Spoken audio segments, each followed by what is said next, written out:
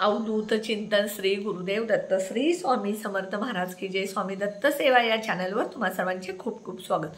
तुम्हा सर्वांचं आरोग्य उत्तमाचं राहू दे, राहिलेलं आयुष्य आरोग्यदायी जाऊ दे, तुम्हा सगळ्यांना दीर्घायुष्य मिळू दे अशी मी स्वामी चरणी प्रार्थना करते आणि माझ्या व्हिडिओला सुरुवात करते।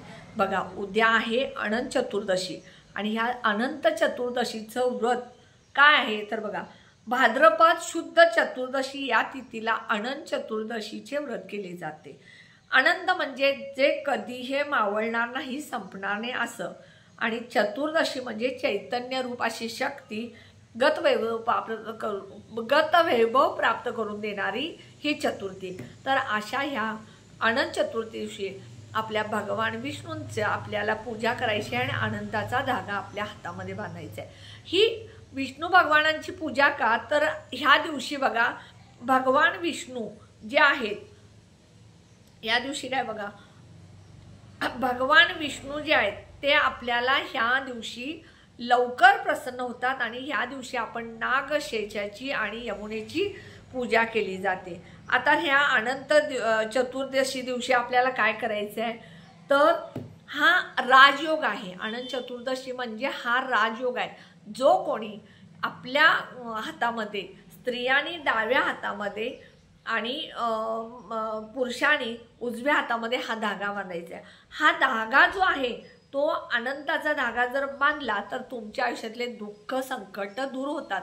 हा धागा जो आहे तो तुम्ही कसा तयार करायचा बघा, सगळ्यात पहिल्यांदा भगवान विष्णूंची या दिवशी पूजा करायची। एक पाट घ्यायचा किंवा चौरंग घ्यायचा, त्यावरती पिवळं किंवा लाल वस्त्र अंतरायचं, त्यावरती तुमच्याकडे असणारा जो नागशेषचा विष्णूचा म्हणजे विष्णू झोपलेले आहेत त्याच्यावरती नागाची फडी आहे आणि माता लक्ष्मी त्यांचे चरण दाबत आहे, पाय दाबत आहे, असा फोटो त्या पाटावरती ठेवायचा। समोर कलश ठेवायचा, कलशामध्ये पाणी आणि नारळ, आंब्याची ढाळी वगैरे हे सगळं ठेवायचं आणि त्यानंतर एक डिश घ्यायची। तुम्ही त्या फोटोची पूजा करायची। हळद, कुंकू, अष्टगंध, लाल चंदन किंवा केशरी चंदन, दुधामध्ये घालून जे केशर असतं त्याचा टिळा लावायचा।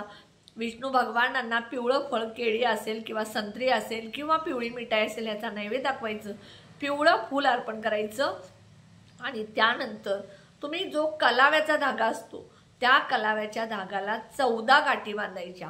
ह्या 14 गाठी बांधत असताना तुम्ही एक मंत्र म्हणायचा। तो मंत्र कोणता आहे हा मी डिस्क्रिप्शन बॉक्समध्ये देणार आहे आणि हा मंत्र म्हणत असताना तुम्ही तुमची इच्छा बोलायची। कोणती इच्छा तुमची जी आहे ती गाठ बांधत असताना बोलायची आणि त्यानंतर हा गाठ मारलेला धागा तुमच्या घरामध्ये जेवढ्या व्यक्ती आहेत तेवढ्या प्रत्येक व्यक्तीचा धागा हा कलाव्याचा वेगळा करायचा। अनंताचा धागा म्हणून मिळतो, जिचं पूजेचं साहित्य आहे तिथे अनंताचा धागा म्हणून मिळतो। नाही तो मिळाला तर तुम्ही कलाव्याचा धागा घेऊ शकता।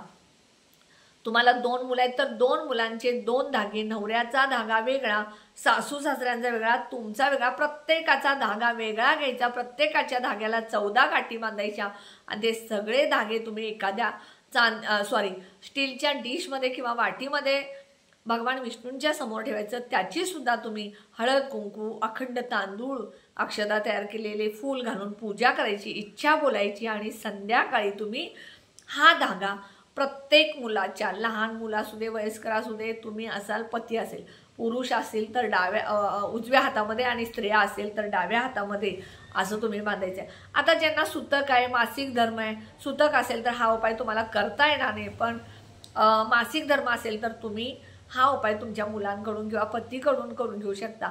आणि समजा तुम्हाला करता येत असेल आणि मुलीला मासिक धर्म असेल तर तिचा धागा तुम्ही तसा ठेवा आणि ज्या दिवशी मासिक धर्म संपेल त्या दिवशी तिच्या हातामध्ये बांधू शकता।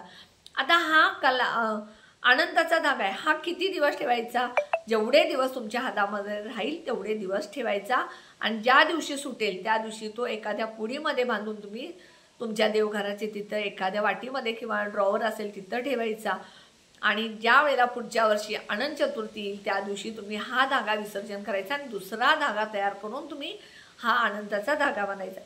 हा अनंताचा धागा बांधल्यानंतर तुमच्या आयुष्यातले संकट, दुःख जे आहे ते सगळं दूर होईल। ह्या दिवशी जास्तीत जास्त भगवान विष्णूंची सेवा करायची आहे। भगवान विष्णूंचं नामस्मरण करायचं आहे। ओम नमो भगवते वासुदेवाय म्हणा, श्री वासुदेवाय नमः म्हणा, किंवा व्यंकटेश स्तोत्र वाचा, विष्णू सहस्त्रनामावली वाचा, विष्णू सहस्त्रनाम वाचा. जास्तीत जास्त तुम्हाला भगवान विष्णूंची सेवा का करायची आहे? जर जिथे तुम्ही भगवान विष्णूंची सेवा कराल तिथं माता लक्ष्मी आपोआपच स्थिर राहील. म्हणून अनंत असे हे भगवान विष्णू आहेत. अशा ह्या अनंत भगवान विष्णूंचा अनंताचा धागा आपल्याला हातामध्ये बांधायचा आहे. मी सुद्धा हा उपाय नक्की करणार आहे. तुम्ही सुद्धा हा उपाय नक्की करा आणि तुमच्या आयुष्यातले दुःख संकट जे आहे ते दूर होतील आणि तुमच्या आयुष्यात सगळं तुम्हाला तुमच्या मनासारखं होईल. तुमच्या घरामध्ये सकारात्मकता येईल. तुमच्या ज्या अडचणी आहेत त्या सगळ्या दूर होतील. व्हिडिओ फक्त तुम्ही शेवटपर्यंत बघा. व्हिडिओ जसं सांगितले उपाय तसा करा. आनंदाचा धागा तुम्ही बांधा. तयार गाठीचा सुद्धा आनंदाचा धागा मिळतो. नाही मिळाला तर कलाव्याचा धागा जरी मिळाला तरी त्याच्या गाठी बांधा. तो व्हिडिओ मी टाकणार आहे. गाठी कशा तयार करायच्या तोही व्हिडिओ तुम्ही नक्की बघा. व्हिडिओला जास्तीत जास्त शेअर करा, लाईक करा, ऑल बटनला क्लिक करा. त्यामुळे माझे छोटे छोटे उपाय सेवा तोडगे करतील. आणि जे कोणी माझा व्हिडिओ नवीन बघत असेल त्यांनी या व्हिडिओला सबस्क्राईब करायला विसरू नका. अनंत चतुर्दशीला तुम्ही उपवास सुद्धा करू शकता. दिवसभर उपवास करून संध्याकाळी तुम्ही उपवास सोडू शकता. हा उपाय नक्की करा आणि तुम्हा सगळ्यांच्या मनातली इच्छा सगळ्या लवकर पूर्ण झालेत. अनंत सुख, अनंत तुम्हाला जे मिळणार आहे ते अनंत मिळाले असं मी सांगते. श्री स्वामी समर्थ.